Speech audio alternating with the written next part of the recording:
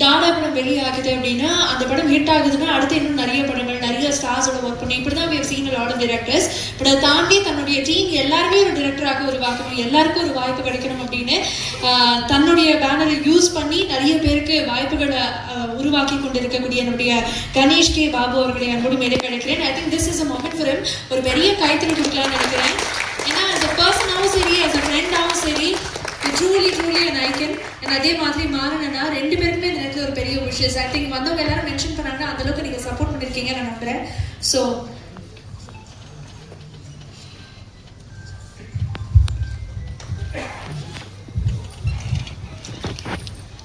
கலை வணக்கம். ஸோ எல்லாருக்கும் வணக்கம். இங்கே வந்து எல்லாருக்குமே வணக்கம். ஆக்சுவலி நான் டாடாவோட ஆடியன்ஸில் எதுவுமே பேசலை. நான் அன்றைக்கி இருந்த ப்ரெஷரில் என்னால் நான் பெருசாக பேசலை. டாடாவோட ஆடியன்ஸில் டாடாவோட சக்ஸஸ் என்னால் என்ஜாயும் பண்ண முடியல அந்த டைமில். ஸோ அது எல்லாமே எனக்கு தெரிஞ்சு நான் அதிகமாக பேசுகிற ஆளும் கிடையாது இவ்வளோ ஸ்டேஜில். ஆனால் எனக்கு நிறைய பேசணும் அப்படின்னு தான் கிளம்பி வந்தேன். ஏன்னா ஃபஸ்ட்டு ப்ரெஸ் அண்ட் மீடியா உங்களுக்கு ரொம்ப நன்றி இங்கே வந்ததுக்கு.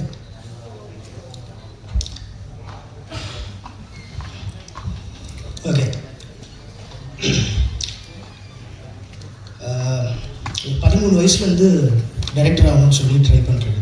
13 வயசில் முடிவு பண்ண டைரக்டர் ஆகணும். அப்போ டைரக்டர் ஆகணும்னா என்னெல்லாம் பண்ணணும் அப்படின்னா அது என்னெல்லாம் இருக்கோ அது எல்லாத்தையும் நான் படிக்கணும்னாக்க படித்தேன். அசிஸ்டன்ட் டைரக்டர் வேலை செய்யணும்னு சொன்னாங்க, வேலை செஞ்சேன். நிறைய இடம் போய் நிறைய பேரை மீட் பண்ணணும்னு சொன்னாங்க, அது எல்லாமே பண்ணேன்.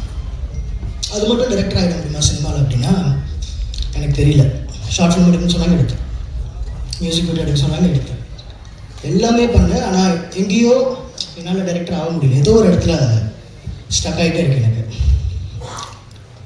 கோவிட் வருது, எல்லாருமே முடங்கிடுறோம்.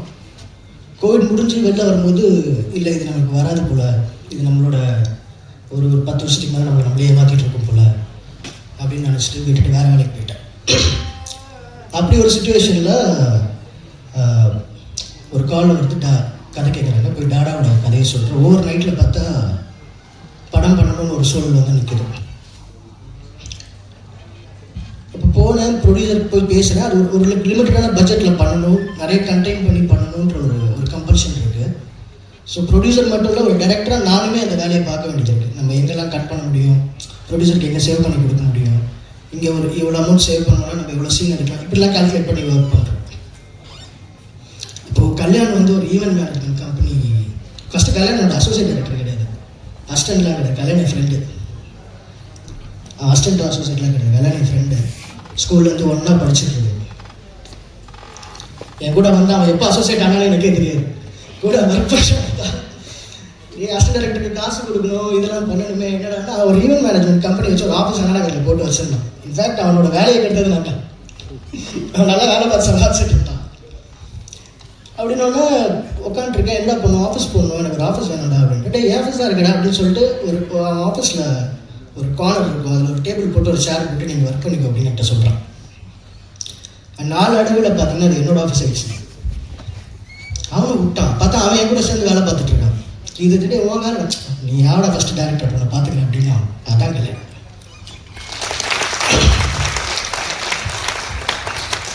அவன் பண்ணலாம், அவனுக்கு கல்யாணம் ஆகிடுச்சு. பெரிய ஸ்ட்ரகிள் அவன் லைஃப்பில். அவன் கல்யாணம் ஆகி அவன் ஒய்ஃபோட ஒய்ஃப் ஏன் பண்ணலாம். அப்புறம் இருக்கா இந்த ஹால்லே சந்தோஷமான ஒரு விமன் அதான் இருக்கும். நான் அபர்ணா கிட்ட சொல்ல இவன் ஆகிடுவான், ஒரு நல்லா இருக்கா ஆகிட்டான். ஓகேவா, கலை நான் பெரிய ஆள்லாம் கிடையாது. கலை எல்லாரும் என்னை பற்றி பேசுறது, பின்னாடி நிறைய பெரிய ஆளுங்க இருக்காங்க. ஸோ அதான் ஓகேவா. ஸோ அடுத்து செந்தில் அண்ணன். இது எல்லாத்துக்கும் டாடா வந்து ஒரு ரஃப் கட்டில் பார்க்கும்போது செந்தில் அண்ணன் தான் ஃபஸ்ட்டு வராரு. செந்தில் அண்ணன் யாருன்னு கூட எனக்கு தெரியாது. ஒருத்தரை வந்து ப்ரொடியூசர் கூப்பிட்டு வராரு. எனக்கு சினிமா படிச்சிருக்கேன், எப்படி பண்ணணும் என்னன்னு தெரியும். ஆனால் அந்த சினிமாக்குள்ளே இருக்க டீட்டெயில்ஸ் எனக்கு தெரியாது. டிஸ்ட்ரிபியூட்டர்லாம் எப்படி ஒர்க் அவுட், டிஸ்ட்ரிபியூஷன் எல்லாம் தெரியாது. ரேண்டமாக திடீர்னு ஒரு நாள் இவர் வராரு, அதே நம்ம ஆஃபீஸ்க்குள்ளே வராரு. வந்து படம் பார்த்துட்டு இவர் படம் பார்த்துட்டு போன அடுத்த நாள்லேருந்து என் வாழ்க்கை நல்லாயிடுச்சு. அது என்னன்னு எனக்கு தெரியல, அது என்ன சுவாசம் எனக்கு தெரியல. இவர் அந்த ஆஃபீஸ்க்குள்ளே வந்துட்டு வெளில போகிறாரு. அடுத்த நாள்லேருந்து எல்லாருமே என்கிட்ட வேறு மாதிரி பிஹேவ் பண்ண ஆரம்பிக்கிறாங்க இண்டஸ்ட்ரியில். ஃபஸ்ட்டு டாடாவை ரெகக்னைஸ் பண்ணது செந்தில் சார் தான். என் லைஃப்பில் இன்னைக்கு வரைக்கும் ப்ரொஃபஷனலாகவும் ரஞ்சித் அண்ணன் கூட கேட்டார், என்ன தைரியத்தில் நான் பண்ணுறேன் நீலாம் ப்ரொடக்ஷன் எப்படி செந்தில் இருக்க தைரியத்தில் தான் வேறு எதுவுமே கிடையாது. அவர் எப்பயுமே கண்ணை மூடிட்டு நாளைக்கு நான் ப்ராஜெக்ட் அனௌன்ஸ் பண்ணால் சார் இருப்பார் பின்னாடி, என்ன எதுக்கு லாபிக்க மாட்டேன், எனக்காக பண்ணுவாருன்னு நம்புகிறேன் நான். ஸோ தேங்க்யூ செந்தில் சார் உங்களுக்கும். இந்த ஸ்டேஜில் அதான் எனக்கு டைம் இல்லை, நான் கண்டமெண்டில் சொல்லியிருக்கேன்.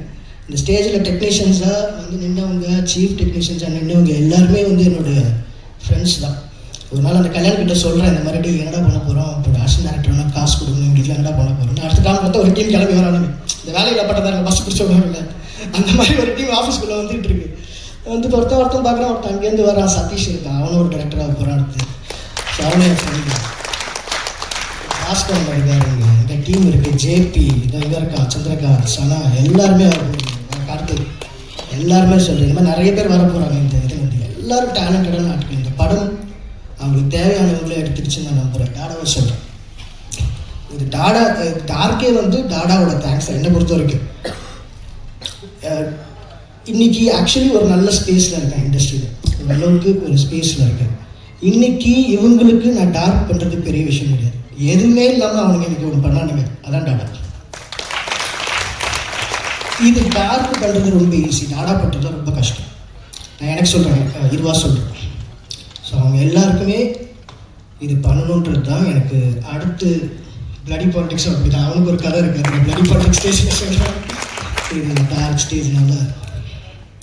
ஸோ அப்படி தான் ஆச்சு.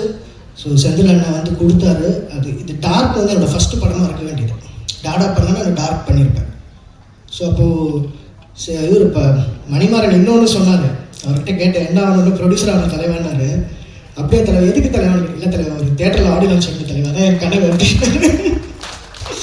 அந்த கனவு இன்னைக்கு நிறைவேறிச்சு.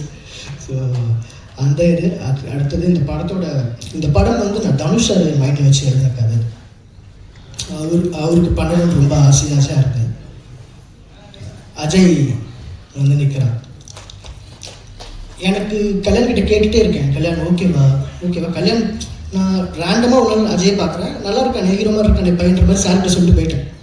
அப்புறம் நடிக்கலாம், அது ஒரு ப்ராசஸாக உருவாகி டார்க் வந்து நடிச்சு கல்யாணம் தான் தினமும் ஆஃபீஸ் கூப்பிட்டு பேசிகிட்டு இருக்கேன். ஏதோ பேசிகிட்டே இருக்காங்க, நான் இப்போ வேறு படத்தோட ப்ராசஸில் இருந்ததால எனக்கு தெரில. அஜய் கிட்ட எனக்கு அஜய் மேலே ஒரு பெரிய டவுட்டே இருந்துச்சு, நான் ஹானஸ்ட்டாக சொல்கிறேன். ஃபஸ்ட்டு அஜய் மேலே ஒரு பெரிய டவுட் இருந்துகிட்டே இருந்தது. ஷூட் நடக்கிற வரைக்கும் ஃபஸ்ட்டு டே செகண்ட் டே எனக்கு தினம் அன்னைக்கு போய்ட்டு ரஷ் பார்த்துட்டு இருப்பேன். ஒர்க் ஆகுதா என்ன எடுக்கிறானுங்க தெரில, உள்ளதோ பண்ணிகிட்டு இருக்கானுங்க. இன்றைக்கி தான் சொல்கிறான் கல்யாணம் கொஞ்சம் பார்த்துட்டு இருந்தோம் தெரியல, இப்போ பதறது எனக்கு எல்லாம் கேட்குது அப்படின்றோம். ஏதோ ஒன்று பண்ணிகிட்டே இருக்கோம். ஒரு மாதிரி ரஷ் பார்த்துட்டே வரேன். படம் ரொம்ப கிளியராக ஒரு ஸ்பேஸில் இருக்குது. ஒரு நாள் கிளைமேக்ஸ் எடுக்க போகிறாங்க. எனக்கு பர்சனலாக கிளைமேக்ஸ் பார்க்கணுன்னு ஒரு ஆசை. படத்தில் ஒரு 2 எபிசோட் எனக்கு பர்சனலாக ஷூட் பார்க்கணுன்னு ஒரு ஆசை இருந்துச்சு. அந்த 2 நாள் மட்டும் நான் போகணுன்னு ரொம்ப இருந்தேன். கிளைமேக்ஸ் எடுத்துகிட்டு இருக்காங்க, நான் உள்ளே போகிறேன். கல்யாணம் இதே மாதிரி ரொம்ப சைலன்ஸு ஒரு மூடில் எடுத்துகிட்டு இருக்காங்க. நான் உள்ளே போய் பார்த்துட்ருக்கேன், மானிட்டர் பார்த்துட்ருக்கேன். நடிக்கிறாங்க. அஜய் நடித்து ஒரு இடம் வந்து கிடச்சிருச்சு, அந்த ஷார்ட் கிடச்சிருச்சு. கல்யாணம் ஓகேன்றான். அஜய் வெளில ஓடி வந்து ப்ரோ இன்னொரு டேக் போகலாமா. எனக்கு புரியல. எனக்கு அஜய் டைம் ஆகுது, இது அது கிடச்சிருச்சு. அஜய் ஆக்டர் ஆகாச்சு, அப்புறமா ஹீரோ ஆகிக்கலாம். எனக்கு அதான் மைண்டில் ஓடுது. இந்த இது ஓவர் கான்ஃபிடன்ஸ் வேணும் அஜய், இது கரெக்டாக இருக்குது, இதுக்கு மேலே வேண்டாச்சு அப்படின்னு சொல்கிறேன். சார் ஒன்றே ஒன்று டேரக்டரை கன்வின்ஸ் பண்ணி அந்த ஷார்ட் எடுத்து போயிட்டாங்க. செம கோவத்தில் போய் நான் உட்காரேன். டைம் ஆகுது, இன்னொரு கான்செப்ட் எது அதிகமாகிடுமோன்ற இதோட இந்த பையன் போய் நடிக்கிறான். நடித்து முடிச்சு டேரக்டர் கட்டு சொல்லும் போது எனக்கு செருப்பாக நடிச்ச மாதிரி இருந்துச்சு. எனக்கு தெரிஞ்ச படத்துலேயே எனக்கு ஃபேவரட் ஷாட் அந்த ஷாட். அப்படி ஒன்று பண்ணான்.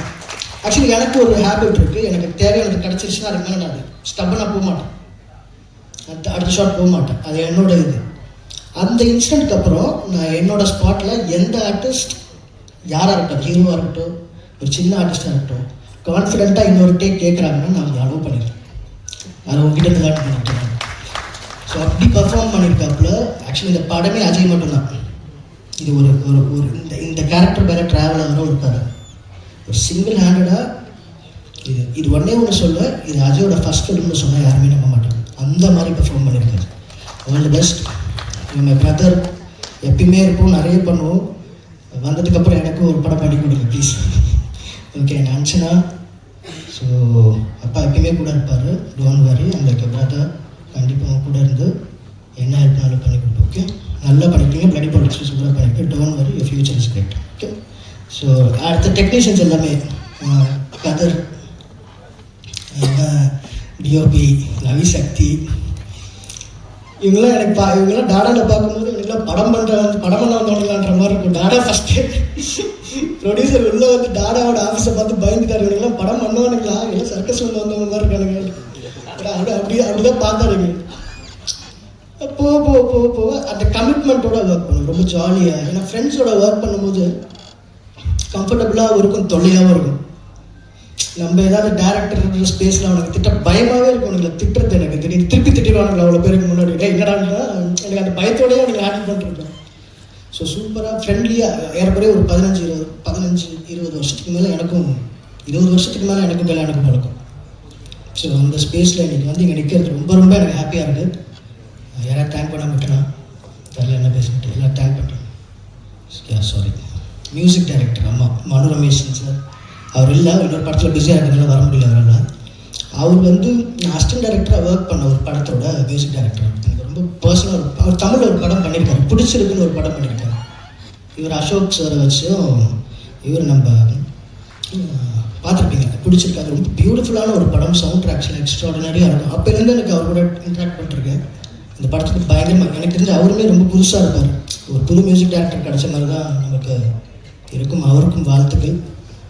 எனக்கு கூட எல்லாரையும் சொல்லிட்டேன்னு நினைக்கிறேன். அண்ட் எஸ், ரொம்ப முக்கியமாக நிக்கில் சார், தேங்க்யூ. ஆல்வேஸ் என் கூட இருந்து எப்போ கூப்பிட்டாலும் எனக்காக வந்து எனக்கு செய்கிறீங்க. அதே மாதிரி கல்யாணி, தேங்க்யூ. ரொம்ப சூப்பராக அதை கொண்டு போயிட்டுருக்கீங்க. அண்ட் டு எல்லாருமே, டு த ஃபேமிலி, ஃப்ரெண்ட்ஸ், இங்கே வந்து என்னை சப்போர்ட் பண்ண எல்லாருக்குமே நான் பேசிட்டேன்னு நினைக்கிறேன். எஸ், இன்னொன்று இப்போது இது வருது, டார்க் வருது, அடுத்த மாதம் கராத்தே பாபு வருது, அதுக்கப்புறம்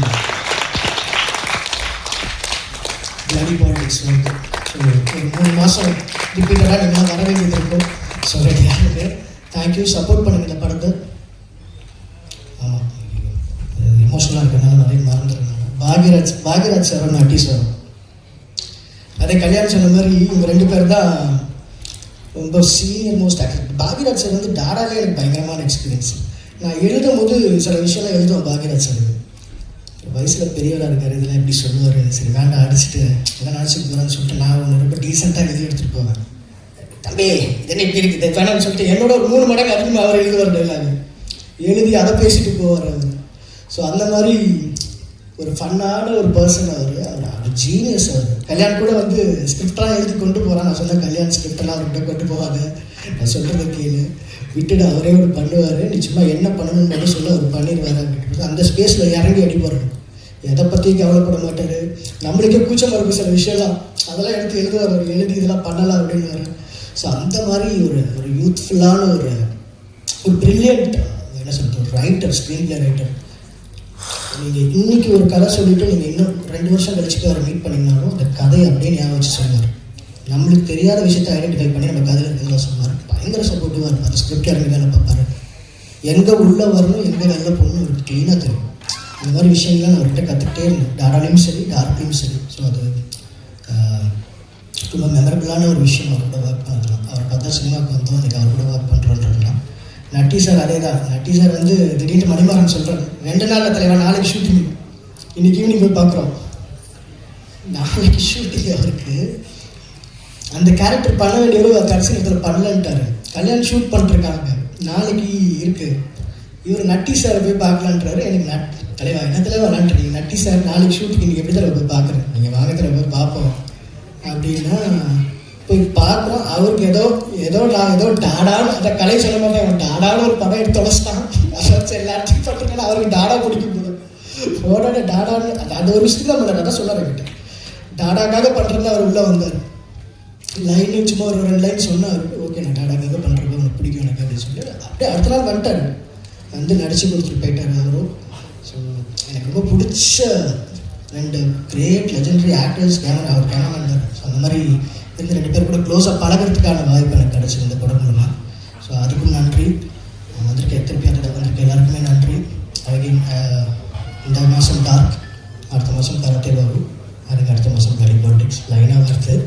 ஸோ பார்த்து சப்போர்ட் பண்ணுங்கள். ப்ரெஸ், நான் இங்கே வந்து நிற்கிறதுக்கு ரொம்ப முக்கியமான காரணம் நீங்கள் தான். நான் நிறைய இடத்துல அதை சொல்லுவேன், ரெட்டு டாடே டேஞ்சர் லைட்டு தான். ஆனால் ப்ரெஸ்ஸோட அந்த ரெட் லைட் எரியும் போது நமக்கு பாசிட்டிவாக மாறாது. எல்லா டைமும் சொல்லலாம், ரெட் லைட்டை பார்த்துட்டே இருப்போம், எத்தனை ரெட் லைட் எரியுது, எத்தனை ஆஃப் பண்ணி வச்சுருக்காங்க, நம்ம எங்கே நிற்கிறோன்ட்டு.